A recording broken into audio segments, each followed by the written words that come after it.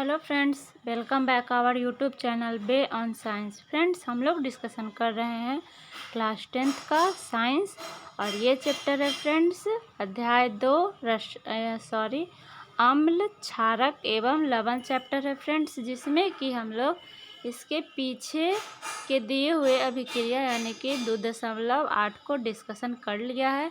Friends, आज हम लोग आगे का डिस्कशन जारी रखेंगे और 2.9 को डिस्कशन करेंगे। बता दें फ्रेंड्स कि इसके पहले जितना भी चैप्टर में दिया हुआ है हम लोग पिछले 2 वीडियो में डिस्कशन कर चुके हैं, जो कि चैनल में प्लेलिस्ट बना हुआ है। आप वहां से जाके चैनल के प्लेलिस्ट में जाके सारे वीडियोस को और भी सारे सब्जेक्ट के 10th क्लास के वीडियोज़ हैं उनको देख सकते हैं। तो फ्रेंड्स चलिए इसे हम लोग स्टार्ट करते हैं। देखिए फ्रेंड्स क्या दिया हुआ है अभिक्रिया 2.9 में। एक स्वच्छ एवं सूक्ष्म परखनली में लगभग 1 ग्राम ठोस NaCl लीजिए तथा चित्र 2. यहाँ देखिए 2.4 के अनुसार उपकरण व्यवस्थित कीजिए। इस तरह से उपकरण को व्यवस्थित करना है। परखनली में कुछ मात्रा में सांद्र सल्फ्यूरिक अम्ल लीजिए। अब परखनली में फ्रेंड्स कुछ सांद्र मात्रा वाला सल्फ्यूरिक अम्ल लेना है। देखिए यहाँ आपने क्या परीक्षण किया, क्या निकास नली से कोई गैस बाहर आ रही है।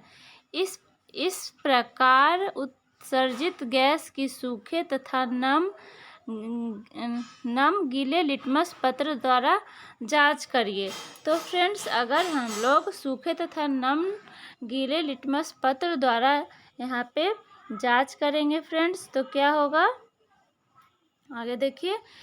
किसी स्थिति में लिटमस पत्र का रंग परिवर्तित होता है। अब पूछा जा रहा है कि किस स्थिति में लिटमस पत्र का जो है रंग परिवर्तित होता है। तो फ्रेंड्स ये जो परिस्थिति में परिवर्तन होगा, आर्द्रता की स्थिति में अम्ल नीले रंग को लाल करता है क्योंकि शुष्क HCl गैस H आयन नहीं बनाता है। तो फ्रेंड्स आगे है, यहाँ देखिए। उपरोक्त क्रियाकलाप के आधार पर आप निम्न के अम्लीय गुण के बारे में क्या निष्कर्ष निकाल सकते हैं, जिसमें फ्रेंड्स पहला दिया हुआ है शुष्क HCl गैस तथा दूसरा दिया हुआ है HCl विलयन। तो बता दें फ्रेंड्स यहाँ देखिए कि यहाँ जो दिया हुआ है शुष्क HCl गैस के बारे में, तो इसका निष्कर्ष यही होगा कि शुष्क HCl गैस अम्लीय गुण नहीं दिखाता है। और दूसरा दिया हुआ है फ्रेंड्स HCl विलयन। तो फ्रेंड्स इसका उत्तर हो जाएगा कि HCl विलयन जो है अम्लीय गुण दिखाता है। देखिए फ्रेंड्स यहाँ अध्यापकों के लिए संकेत दिया हुआ है, निर्देश दिया हुआ है।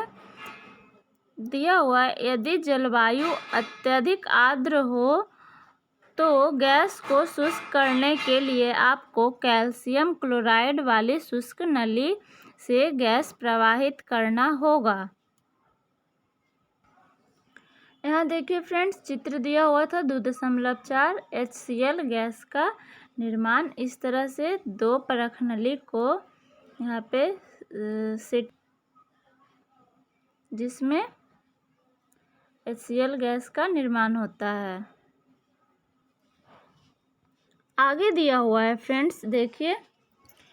इस प्रयोग से यह स्पष्ट होता है कि जल की उपस्थिति में HCl में हाइड्रोजन आयन उत्पन्न होते हैं। जल की अनुपस्थिति में HCl अणुओं से H+ आयन पृथक नहीं हो सकते हैं। यहाँ देखिए फ्रेंड्स रिएक्शन दिया हुआ HCl + H2O अभिक्रिया करके बनाया friends H3O+ ion + Cl ion. Hydrogen ion स्वतंत्र रूप में नहीं रह सकते, लेकिन ये जल के अणुओं के साथ मिलकर रह सकते हैं। इसीलिए हाइड्रोजन आयन को सदैव प्लस यानी कि Aq या हाइड्रोनियम आयन H3O+ से दर्शाना चाहिए। यहाँ देखिए फ्रेंड्स H+ आयन + H2O यहाँ अभिक्रिया करके बनाया है H3O- आयन आगे दिया हुआ है फ्रेंड्स, ये प्लस है,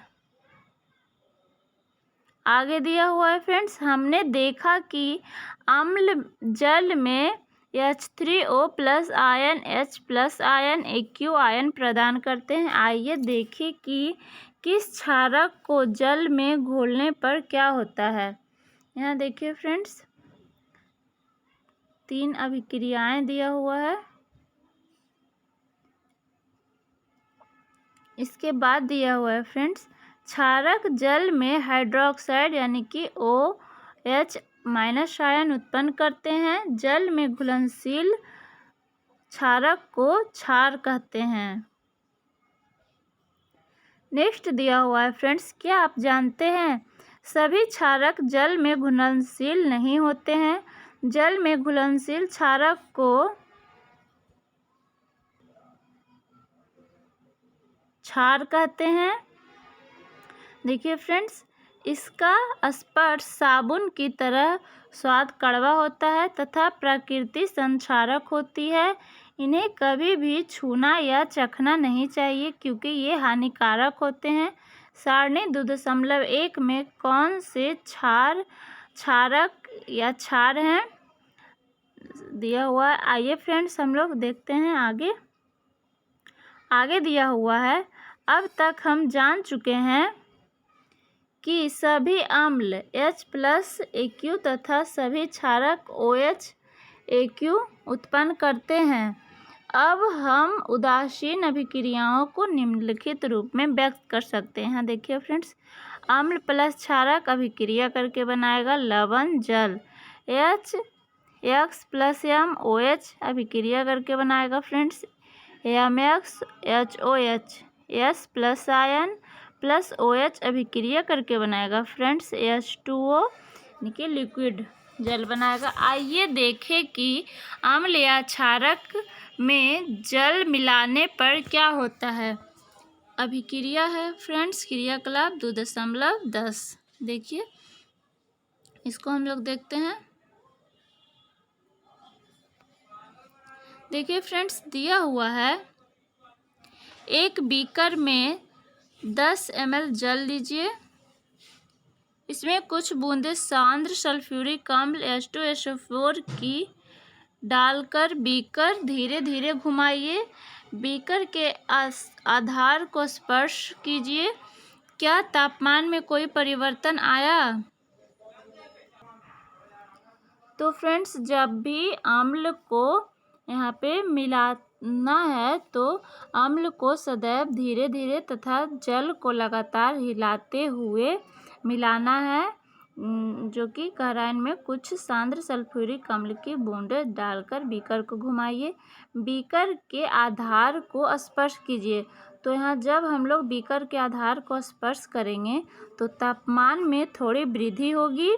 आगे दिया हुआ है फ्रेंड्स, तापमान में क्या कोई परिवर्तन आया? तो तापमान थोड़ा बढ़ा हुआ दिखेगा।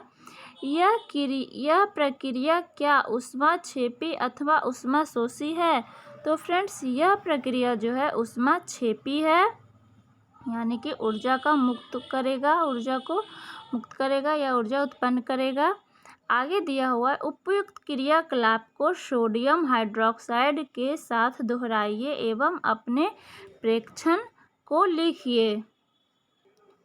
तो फ्रेंड्स, जब हम लोग उपयुक्त क्रियाकलाप को सोडियम हाइड्रोक्साइड के साथ दोहराएंगे तो इसका प्रेक्षण हो जाएगा कि इसमें H प्लस आयन की सांद्रता में कमी होगी और जो है क्षारक क्षमता जो है बढ़ेगी। यहाँ दिया हुआ है चित्र 2.5। सांद्र अम्ल तथा क्षारक वाले बर्तनों में लगे चेतावनी चिन्ह, यानी कि जो सांद्र अम्ल रहते हैं तथा क्षारक रहते हैं उनके बर्तन में जो मतलब कि इस तरह से उसको चेतावनी के लिए इस तरह का सिंबल बना हुआ रहता है, उसी का चित्र दिया हुआ है फ्रेंड्स। आगे दिया हुआ है, आगे हम लोग देखते हैं, जल में अम्ल या क्षारक को घुलने की प्रक्रिया अत्यंत ऊष्मा छेपी होती है। जल में सांद्र नाइट्रिक अम्ल सल्फ्यूरिक अम्ल को मिलाते समय अत्यंत सावधानी रखनी चाहिए। अम्ल को सदैव धीरे धीरे तथा जल को लगातार हिलाते हुए जल में मिलाना चाहिए। सांद्र अम्ल में जल मिलाने पर उत्पन्न हुई ऊष्मा के कारण मिश्र अस्फलित होकर बाहर आ सकता है तथा आप जल सकते हैं। साथ ही अत्यंत स्थानीय ताप के कारण प्रयोग में उपयोग किया जा रहा कांच का पात्र भी टूट सकता है। सांद्र सल्फ्यूरिक अम्ल के कैन यानी कि डिब्बा तथा सोडियम हाइड्रोक्साइड की बोतल पर चेतावनी के चिन्ह 2.5 में प्रदर्शित जो है उस पर ध्यान दीजिए।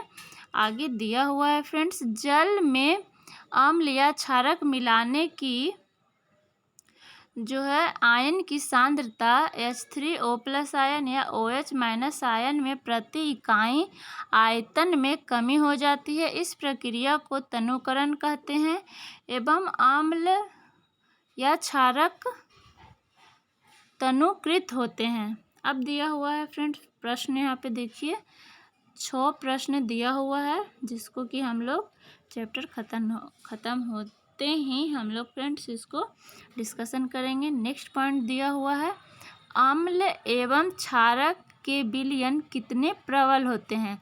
तो आइए फ्रेंड्स इसको हम लोग बुक के माध्यम से देखते हैं कि बुक में क्या दिया हुआ है। हम जानते हैं कि अम्ल क्षारक के सूचक का उपयोग करके अम्ल एवं क्षारक में अंतर प्रदर्शित किया जा सकता है। पिछले अध्याय में हमने H+ आयन अथवा OH- आयनों के विलयनों की सांद्रता कम होना तथा तनुकरण के बारे में पढ़ा था। क्या हम किसी विलयन में उपस्थित आयनों की संख्या जान सकते हैं? क्या हम ज्ञात कर सकते हैं कि विलयन में अम्ल अथवा क्षारक कितना प्रबल है? इसको जानने के लिए हम सार्वत्रिक सूचक जो अनेक सूचकों का मिश्रण होता है का उपयोग करके ज्ञात कर सकते हैं। सार्वभौमिक सूचक किसी विलयन में हाइड्रोजन आयन की विभिन्नता सांद्रता को विभिन्न रंगों में प्रदर्शित करते हैं। आगे दिया हुआ है फ्रेंड्स, किसी विलयन में उपस्थित हाइड्रोजन आयन की सांद्रता ज्ञात करने के लिए एक स्केल विकसित किया गया है जिसे पीएच स्केल कहते हैं। इस पीएच स्केल में पी सूचक है, पुसास यानी कि पोटेंस जो एक जर्मन शब्द है का अर्थ होता है शक्ति। इस पीएच स्केल से सामान्यतः 0 अधिक अम्लता से 14 अधिक क्षारीय तक पीएच को ज्ञात कर सकते हैं। साधारणतः भाषा पीएच को ऐसी संख्या के रूप में देखना चाहिए जो किसी विलयन की अम्लता अथवा क्षारकता को दर्शाते हैं।